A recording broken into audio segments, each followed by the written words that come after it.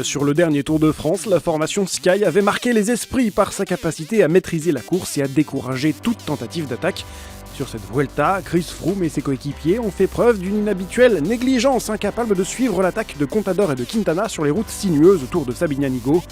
Résultat, Froome voit désormais sa deuxième place grandement menacée par Chavez et Contador.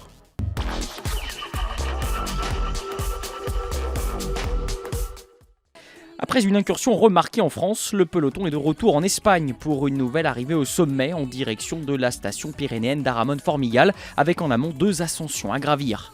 Longue de seulement 118 km, cette 15e étape s'annonce nerveuse, un sentiment très vite confirmé sur la route.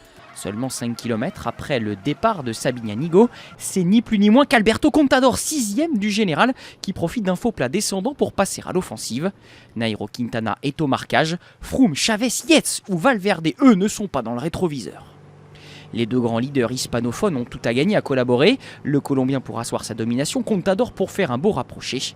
Avec 2 coéquipiers chacun à leur côté dans un groupe de 14 hommes qui comprend également le meilleur grimpeur, Kenny Elissonde, ils vont parvenir à leur fin. À 45 km/h de moyenne, les voilà nantis d'un avantage de près de 3 minutes à mi-course sur le groupe Froome. Cette étape va passer à la postérité. En tête, au sommet des 2 premières difficultés du jour, dont le côté Fablo classé en 2e catégorie, Omar Fraile revient à 6 petits points d'Elissonde au classement du maillot à pois. Alberto Contador, lui, a d'autres objectifs. Dans son opération remontada, il grappille 2 nouvelles secondes de bonification au sprint intermédiaire de Biescas. Au pied du Formigal, l'écart entre les 2 groupes est retombé autour des 2 minutes. Moment choisi par le leader pour prendre les choses en main. C'est Quintana qui assure lui-même le tempo de la montée, tout heureux de prendre une option sur sa première Vuelta. 1 à 1, tous les échappés lâchent prise, y compris Contador dans les pourcentages les plus durs du final. Seul l'Italien Gianluca Brambilla résiste.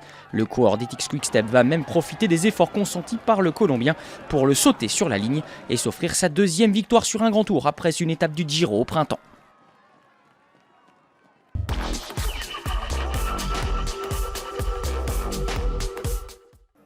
J'ai attaqué très tôt sur une partie difficile pour essayer de faire peur aux uns et aux autres.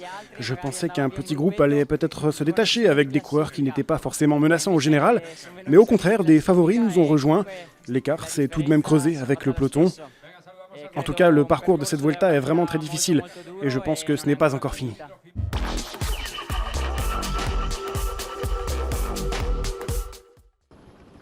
Quatrième succès d'étape pour l'équipe Ethics Quick-Step dans cette 71e édition. 2e, Nairo Quintana a fait le vide après cette étape de mouvement. 30 secondes prises à Contador, 1,50 à Chavez et 2,40 sur Froome, 18e sur la ligne.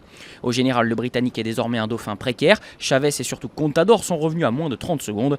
Une bataille qui se joue désormais à plus de 3 minutes du maillot rouge, souverain. Après un week-end pyrénéen très animé, le peloton attaque sa 3e et dernière semaine de course, direction plein sud vers la côte valencienne. 156 km plat, on ne distingue qu'une seule petite bosse de 3e catégorie à mi-course. Journée qui pourrait sourire aux échappés car la fatigue devrait se faire sentir en tête de peloton avant la journée de repos prévue mardi.